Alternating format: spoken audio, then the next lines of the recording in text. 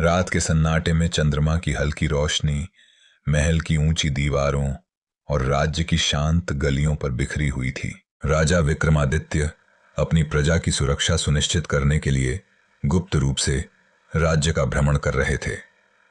उनकी आंखें सतर्क थीं, कान हर हलचल सुनने को तैयार और मन हमेशा न्याय के लिए तत्पर। जैसे ही वे नगर के उत्तरी भाग में पहुंचे, उनकी नजर एक विशाल भवन पर पड़ी। भवन के एक कोने से एक कमंद रस्सी की सीढ़ी झूल रही थी।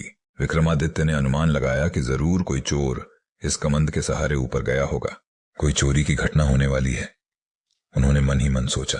वे बिना कोई समय गंवाए कमंद के सहारे भवन की ऊपरी मंजिल तक पहुंच गए।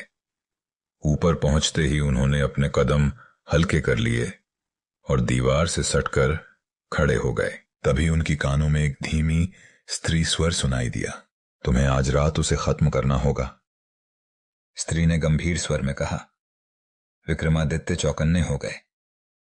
चोर एक स्त्री है और वह हत्या की योजना बना रही है, वे मन ही मन सोचने लगे। विक्रमादित्य ने ध्यान से सुनने के लिए अपने कदम उस कमरे की ओर बढ़ाए जहां से आवाज आ रही थी। दीवार के पीछे से झांकते हुए उन्होंने देखा कि एक सुंदर लेकिन गंभीर चेहरे वाली स्त्री किसी व्यक्ति से बात कर रही थी। वह व्यक्ति सिर झुकाए उसकी बातों को सुन रहा था।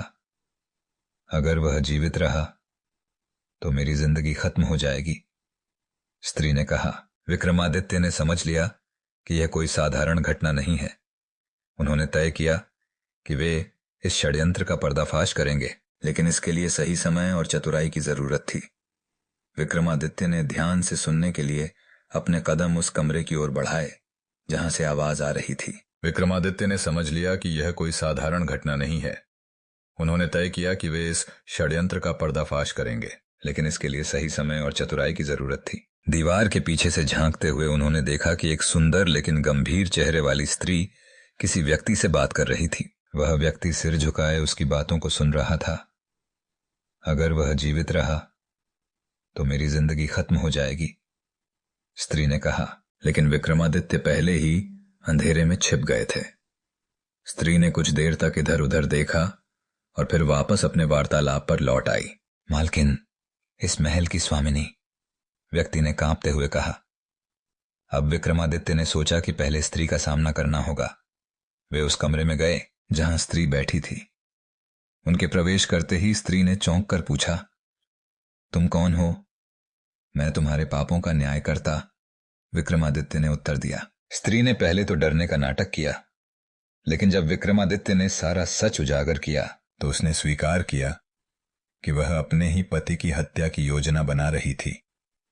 मैंने यह सब अपनी जिंदगी बचाने के लिए किया, स्त्री ने कहा। वह मेरा जीवन नरक बना चुका था, लेकिन मुझे नहीं पता था कि आप यहां होंगे, विक्रमादित्य ने सख्त लहजे में कहा। किसी भी समस्या का समाधान हत्या नहीं हो सकता।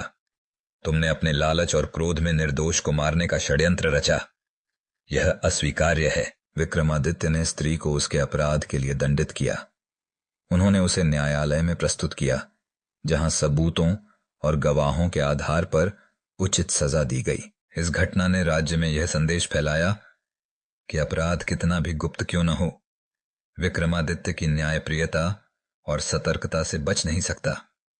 इस घटना के बाद जनता में विक्रमादित्य की और भी प्रशंसा बढ़ गई।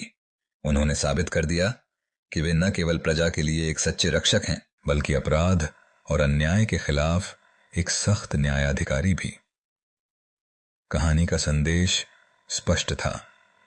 अन्याय और अपराध कभी छिप नहीं सकता।